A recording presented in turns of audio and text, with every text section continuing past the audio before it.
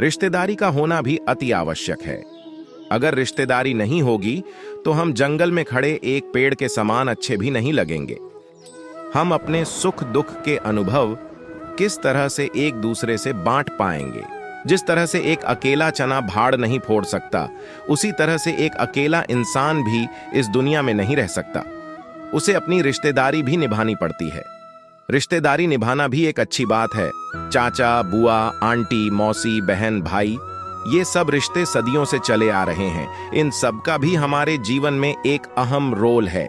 अगर हम अपने रिश्तेदारी से नजदीकियां बनाकर रखते हैं तो हमारे प्यार में थोड़ी सी कमी आ जाती है। धीरे धीरे हमारे संबंधों में वह मधुरता नहीं रहती जो मधुरता हमारी दूर रहकर रहती है। अगर हम रोज किसी रिश्तेदारी के यहाँ चले जाते हैं तो वह हमारी इतनी कदर नहीं करता। वह सोचता है कि यह इंसान तो रोज ही बिना बुलाए आ टपकता है, और दूसरा हमारी निजी जिंदगी की बातें भी एक दूसरे को पता लग जाती हैं। इसलिए अगर हम चाहते हैं कि हमारा प्यार बना रहे तो हमें रिश्तेदारी से कुछ दूरी बनाकर रखनी चाहिए। तभी हम सुखी जीवन की और प्यार भरे जीवन की कल्पना कर सकते हैं। हम इंसान एक सामाजिक प्राणी है जिसको अपने जीवन में दूसरे इंसानों की जरूरत पड़ती है। जहां तक रिश्तेदारी की बात करें तो इंसान के जन्म से पहले रिश्ते तैयार रहते हैं। खानदानी रिश्ते, खून के रिश्ते, दोस्त के नाते, इंसानियत के नाते, जात भाई और न जाने कितने रिश्ते नाते इंसान अपनी जिंदगी में बनाता है। दिन ब दिन रिश्तों का टूटना और जुड़ना चालू रहता है।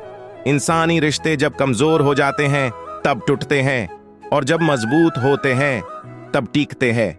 इंसान का इंसान से रिश्ता पूरी तरह सिर्फ विश्वास पर टिका हुआ होता है। हमें सभी रिश्तेदारों को एक ही नजरिए से देखना गलत है। एक समान विचारों वाले लोगों के साथ रहना हमारे लिए बहुत अच्छा है। भिन्न विचारों वाले लोगों से थोड़ा दूर रहना भी अच्छा है। आज रिश्तेदार आपको नजरअंदाज कर रहे हैं, ये सही बात है।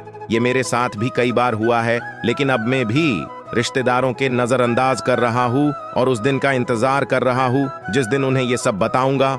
आजकल की यारी, दोस्ती, रिश्तेदारी सब जरूरतों पर ही टिकती है।